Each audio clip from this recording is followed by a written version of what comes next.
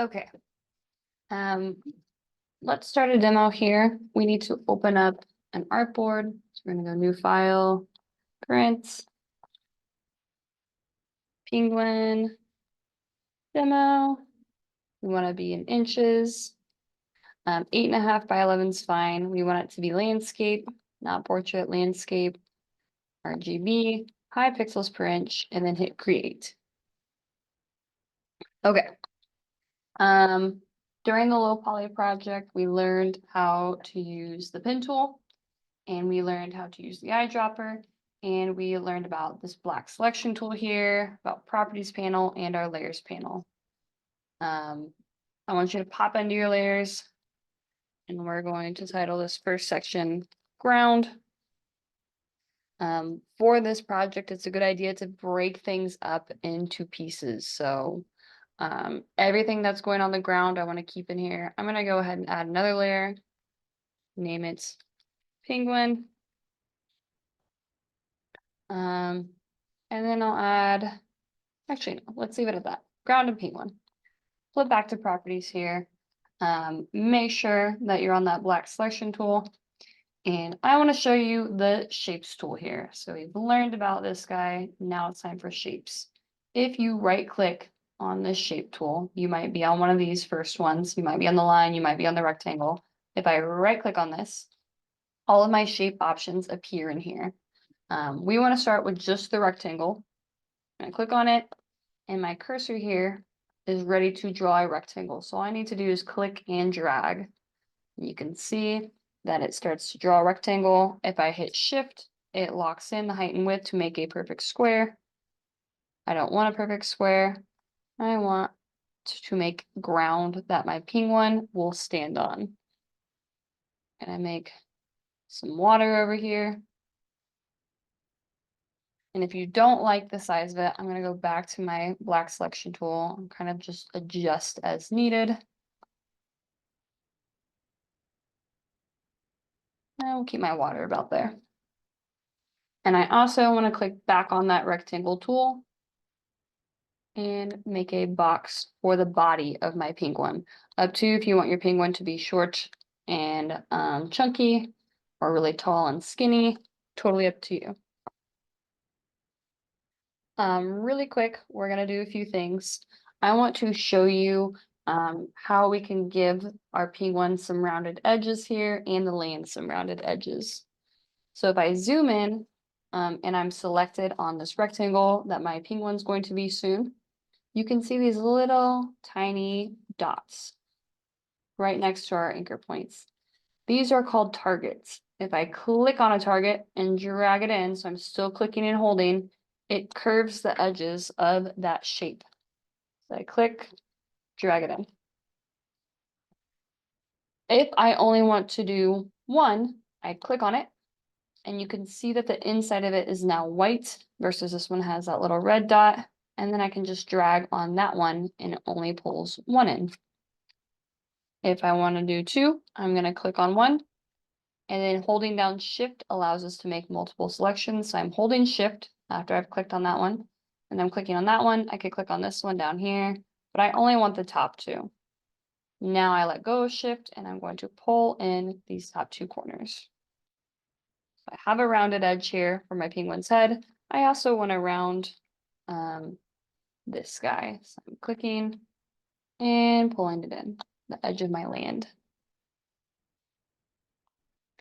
I don't want to have a fill color on right now. You could leave it on, actually. We'll just let it be since it's white on white.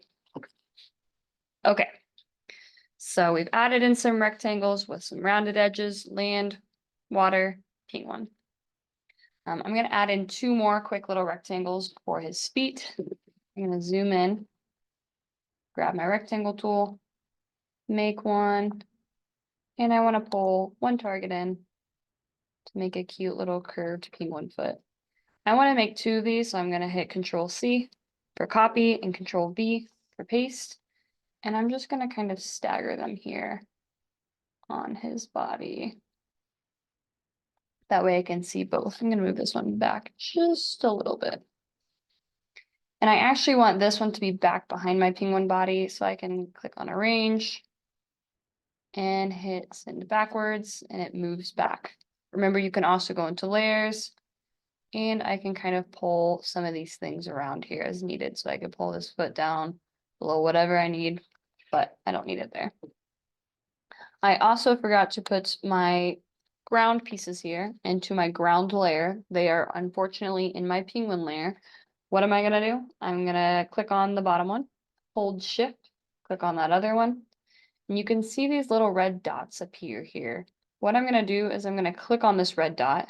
This means that whatever we're selected on, so the ground and the water, we can move. So I'm gonna pull it down, I'm clicking and dragging until I see the next dot, and I'm dropping it in there. So now it's on that other layer. I can go back to my penguin here.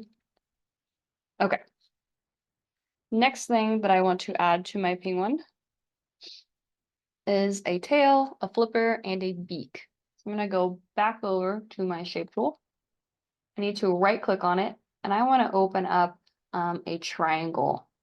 What do we do, right? There's no triangle over here. We have other options, but not a triangle.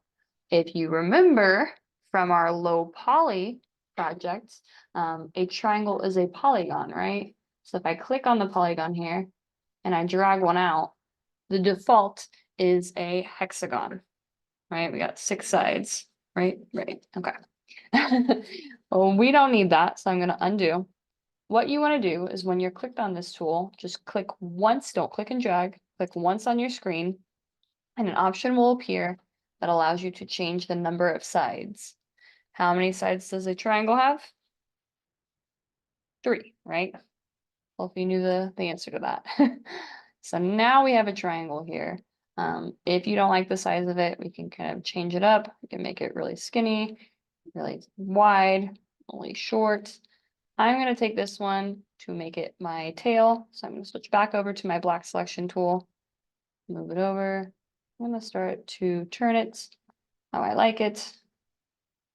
Make sure it kind of lines up with the land. I want it to be a little bit skinnier of a penguin tail. Ah. Toggling it and putting it right where I want it. I want to lay flat on the ground. Come on, buddy.